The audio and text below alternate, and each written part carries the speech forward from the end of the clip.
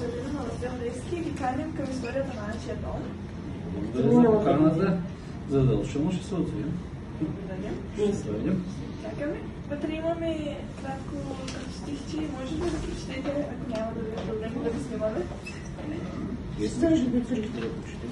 А това? Като миналата година. И ние сме хора и искаме да живеем човешки, да бъдем напълно свободни в земята си, там, където живее българинът, в България, Тракия и Македония. Благодаря. Започваме? Тоест. Да.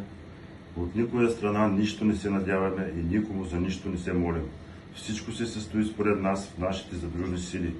Против тях не може противостоя и най-силната стихия. Ето близо е вече времето да докажем на душманите, че българинът не ще бъде вече роб, а свободен.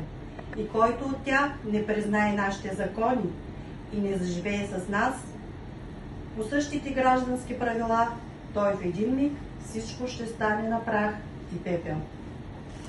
Целта ни в българско е братство всеки го, без да гледаме на вяра и народност. Ръката си подаваме всеки му, който желая да пролива кръв с нас, заедно за живот и свобода човешка. И пак е 18 февруари, с цветя в ръцете, чинно коленичим. Изплакала очите си България, все още чака своя син обичан.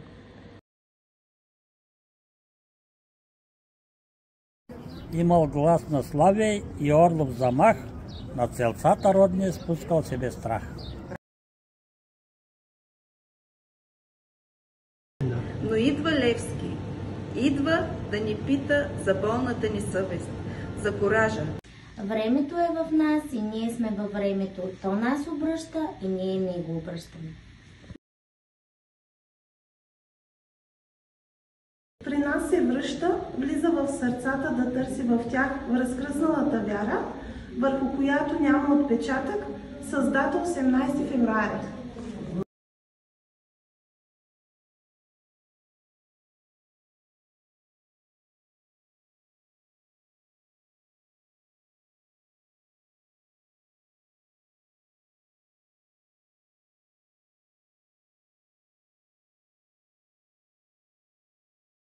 От днес върви земята гневно тръпне, протестна от дребните ни страсти, обичаме героите си мъртви, живеем тихо, кротки безучастни. Народната работа повече от всичко друго, повече и от себе си да я уважаваш. Аз съм посветил себе си на отечеството си още от 61-во лето, да му сложа до смърт и да работя по народната воля.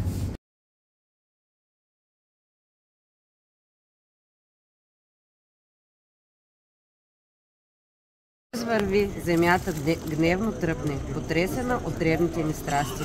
Обичаме героите си мъртви, живеем тихо, кротки, безучастни.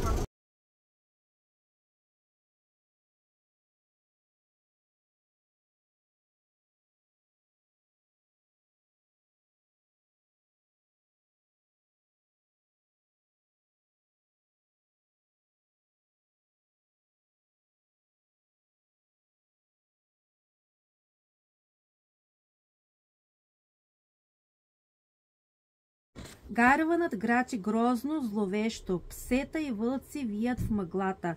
Старци са Бого молят горещо, жените плачат, пищат децата.